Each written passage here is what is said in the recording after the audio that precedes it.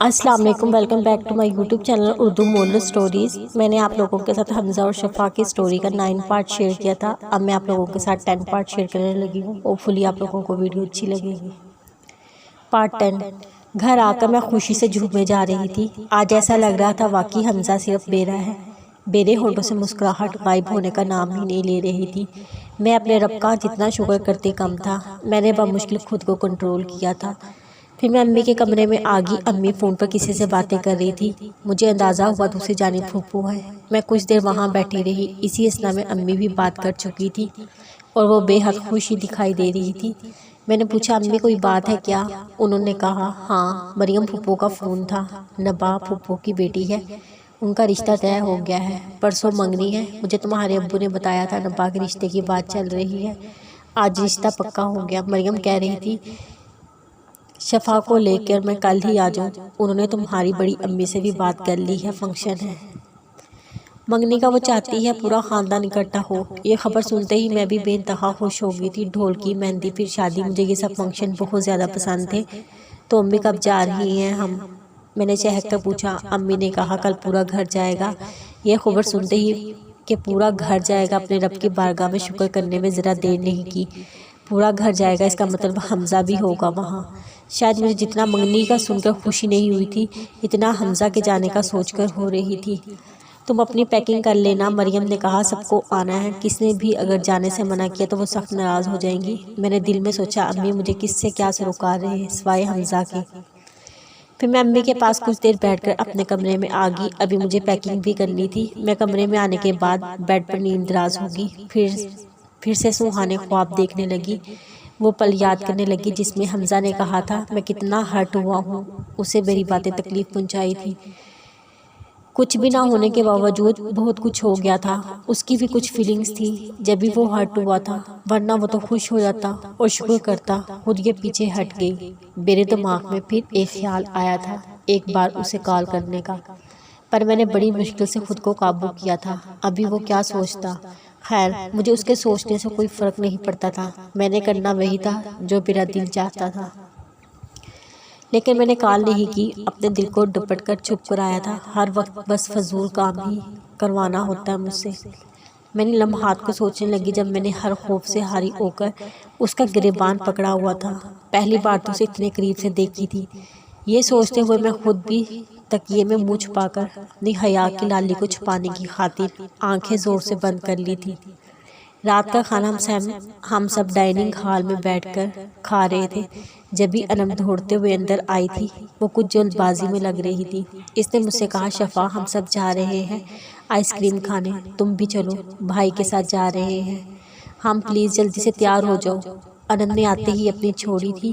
خیر میری سانسیں تو اس بات پر اٹک گئی تھی کہ بھائی کے ساتھ جا رہی ہیں، علی بھائی یا حمزہ، یہ مجھے نہیں پتا تھا۔ میں امی سے پوچھی جاؤں تو امی نے کہا ہاں جاؤ۔ جس طرح معاذ بھائی پر بھروسہ کرتی تھی، ٹھیک اسی طرح علی بھائی اور حمزہ بھائی پر بھی۔ حمزہ تو امی کا لاڈلا تھا، اس کی شرافت پر امی صدقے واری ہو جاتی تھی۔ ہماری فیملی بونڈنگ بہت اچھی تھی۔ میں دل ہی دل میں دعا کی کسی کی نظر نہ لگے۔ میں روم میں گئی، اپنی مطلوبہ شال بازوؤں پر پھیلا لی، پھر آئینے میں خود کو دیکھا۔ میں شکل و صورت میں بالکل عام سی نہیں تھی۔ دیکھنے والا بھی مجھے دیکھے بغیر نہیں رہ سکتا تھا۔ پھر میں نے کچھ بھی لگانے سے گریز کیا، ہلکی سی لپسٹک، وہ بھی صرف برائے نام لگا لی تھی۔ میں باہر آئی تو انم اور مروہ دونوں ہی میرے انتظار میں بیٹھی تھی۔ میں لوگوں کے پاس آ گئی اور پیچھے کا دروازہ کھول کر بیٹھ گئی۔ ڈرائیونگ سیٹ پر حمزہ کو دیکھ کر دل اچھل کر حلق میں آ گیا تھا۔ وہ کسی سے فون پر بات کر رہا تھا اور گاڑی ریورس لے رہا تھا۔ مجھے غصہ آنے لگا۔ مجھے لگا یہ پھر سے مجھے نظر انداز کر رہا ہے۔ ایک نظر بھی اس نے بے طرف نہیں دیکھا تھا۔ ہم کزنز اکثر آئس کریم کھانے باہر جاتے تھے، لیکن کبھی علی بھائی یا معاذ بھائی کے ساتھ۔ ایسا پہلی بار ہو رہا تھا کہ حمزہ ہمیں لے کر جا رہا تھا۔ میں نے فوراً سے خوش فہمی پال لی تھی۔ میں ہوں نہ ساتھ، میں اس لیے تیار ہوا ہے۔ میرے اندر ایک یہ بھی بہت بڑی خوبی تھی، فوراً غلط فہمی کا شکار ہو جاتی اور فوراً ہی خوش فہمی پال لیتی تھی۔ اس وقت میں بھی خوش فہمی ہی پال کر بیٹھی تھی۔ حمزہ آخری سلام دعا کر کے فون ڈیش بورڈ پر رکھ دیا تھا۔ مجھے لگا اب تو پکا مجھے دیکھے گا۔ میں تھوڑا اور اچھے سے بیٹھ گئی تھی، لیکن ہوا کیا، اس نے تو ایک غلط نگاہ بھی میری جانب نہیں اٹھائی، جبکہ اس واقعے کے بعد یہ بات تھوڑا حیران کرنے والی تھی۔ مجھے اس وقت بالکل پہلا والا حمزہ لگا تھا، ہر چیز سے بے نیاز، اپنی ہی دھن میں مصروف۔ مجھے شدید قسم کا غصہ آنے لگا تھا۔ میں یہاں ایک اس کی نگاہ کرم کے لیے ترسے جا رہی ہوں، اور وہ مجھے نظر انداز کرنے کا ہر طریقہ اپنا چکا تھا۔ تمہیں پتہ ہے یہ جو تم اتنے دنوں سے obsessed ہو، میں پوچھ رہی تھی، مجھ سے تم نے ایک اپلیکیشن بھی ڈالنی ضروری نہیں سمجھی؟ انم کو اچانک جیسے یاد آیا تھا۔ میں اپنا ماتھا پیٹ کر رہ گئی۔ انم کی بچی، یہ بات کرنے کے لیے تمہیں یہی جگہ ملی تھی؟ ایک تو تم اتنی کمزور ہو، اوپر سے تم پڑھائی کا ذرا بھی خیال نہیں تمہیں۔ انم تو گویا اس وقت کمر کس کے میری کلاس لینے کے موڈ میں تھی۔ اس وقت میرا مقام مجھے چلو بھر پانی میں ڈوب کر مر جانے والا لگ رہا تھا۔ پھر سے اتنی عزت افزائی، چہرہ تو شرم سے پانی پانی ہو گیا تھا۔ یہ پڑھائی والی بات ہمیشہ حمزہ کے سامنے ہوتی تھی۔ میرا چہرہ جیسے ابھی رو دینے والا ہو گیا تھا۔ انم کی بچی کو ذرا خیال نہیں تھا گاڑی میں بیرے اور اس کے علاوہ بھی کوئی موجود ہے جو اس پورے ماحول کو بھرپور طریقے سے لطف اندوز ہو رہا تھا۔ پھر میں نے انم کی کمر میں ایسی چھٹکی کاٹی، وہ تو مارے درد کے بلبلا اٹھی۔ مجھے بھی جیسے تھوڑا سکون محسوس ہوا تھا۔ انم نے مجھے بس کھا جانے والی نظروں سے گھور کر رہ گئی تھی۔ میں نے بھی کوئی کسر نہیں چھوڑی تھی اسے گھورنے میں۔ رج رج کے میری ایسے ہی مواقع پر بےعزتی ہوتی تھی۔ سفر تو بہت خوبصورت گزرا تھا، حمزہ جو ساتھ تھا۔ پھر ہم نے پورے راستے نبا اپی کی منگنی کی ڈسکشن کی تھی، کون کیا پہنے گا کیا نہیں۔ بے نظر تو ابھی بھی اسی کو دیکھنے کے لیے ترسے جا رہی تھی۔ بے دل میں شدید خواہش جاگی، یہ ایک بار بے طرف دیکھ لے اور میں سے کچھا چبا جانے والی نظروں سے گھول لوں، پر ایسا کچھ نہیں ہوا تھا۔ ہم آئس کریم پارلر کے سامنے اترتے تھے، حمزہ بھی ہمارے ساتھ تھا۔ ہم ساتھ اکٹھے اندر داخل ہوئے تھے۔ اندر بس چند افراد تھے۔ میں نے شکر کا سانس لیا تھا۔ ہم لوگ ایک ٹیبل پر جا کر بیٹھ گئے تھے۔ حمزہ ہمارے پاس آیا اور سب کا فیورٹ فلیور پوچھنے لگا۔ انم اور مروہ اپنا بتا چکی تھی، اب وہ میری طرف پلٹا تھا۔ گھر سے لے کر آئس کریم پارلر تک پہنچنے کے درمیان ہماری نظریں پہلی بار ملی تھی۔ میں نے فٹ سے آنکھیں نکال کر اسے کڑی ٹیوروں سے گھوری لگائی تھی، وہ بھی جیسے مجھ سے اس چیز کی توقع پہلے ہی کر چکا تھا، اس لیے ہلکا سا مسکرا دیا تھا۔ اس کی اس حرکت پر مجھے لگا اس نے میرا مذاق اڑایا تھا۔ خیر، اس کا حساب میں نے بعد میں لینے کے لیے چھوڑ دیا تھا۔ وہ مجھ سے فلیور پوچھ رہا تھا اور میں نے کہا وہی جو تمہارا فیورٹ فلیور ہے، وہی میرا بھی ہے۔ میں نے ہوا میں تیر مارا تھا جو سیدھا نشانے پر لگنے سے پہلے ہی گر گیا تھا۔ انم اور مروہ مجھے آنکھیں پھاڑ کر دیکھ رہی تھی۔ مجھے فوراً اپنی غلطی کا احساس ہوا تھا۔ یوں سب کے سامنے میں اسے تم کہہ رہی تھی، واقعی یہ بہت بڑی بات تھی۔ ہمیشہ آپ کہنے والی اور حمزہ بھائی کہنے والی، آج اس کا انداز تخاطب بڑا عجیب تھا۔ میرا مطلب ہے آپ۔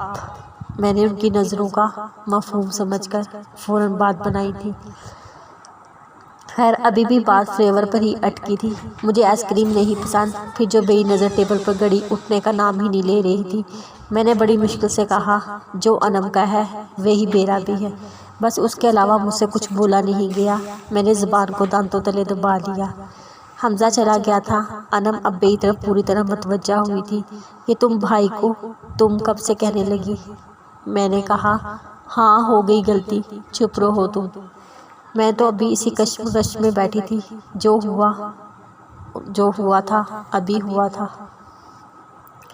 ہماری آئس کریم آ چکی تھی۔ میں نے بڑی مشکل سے 1-2 چمچ کھایا تھا۔ آئس کریم تو مجھے بہت پسند تھی، لیکن حمزہ کو ایسے سامنے دیکھ کر کھانے میں دشواری ہو رہی تھی۔ میرا ارادہ تھا کھاؤں گی بھی اور پیک بھی کرواؤں گی۔ میں جب بھی آتی تھی کھانے کے ساتھ ساتھ پیک بھی کرواتی تھی۔ دل تو چاہ رہا تھا پیک کروا لوں، لیکن سامنے نہ تو علی بھائی تھے اور نہ ہی معاذ بھائی، یہ حمزہ تھا۔ اس کے سامنے میں کیسے کہتی میں کھاؤں گی بھی اور گھر لے کر بھی جاؤں گی؟ اپنے ندیدے پن کا اس طرح مظاہرہ کرنا مجھے اچھا نہیں لگ رہا تھا۔ حمزہ اپنے فون پر بزی تھا، وہ بہت تھکا ہوا لگ رہا تھا، آنکھوں میں بھی اس کی سرخی مائل تھی، پھر بھی بڑے آرام سے بیٹھا ہوا تھا۔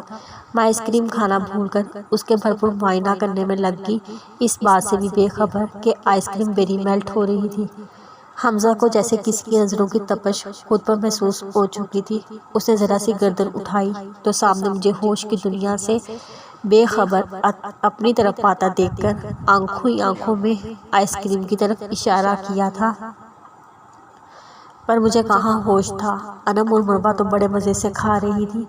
حمزہ کو جیسے میری کم عقلی پر ماتم ہوا تھا۔ اس نے مجھے میسج کیا، فون میری گود میں رکھا تھا۔ میسج کی رنگ مجھے ہوش کی دنیا میں کھینچ کر لائی تھی۔ میں نے فٹ سے موبائل اٹھایا تو حمزہ کا میسج دیکھ کر آنکھیں پھاڑ لی۔ سامنے ہی وہ میرے بیٹھا تھا اور میسج کر رہا تھا۔ میسج میں جو لکھا ہوا تھا میں پڑھ کر شرمندہ ہو گئی تھی۔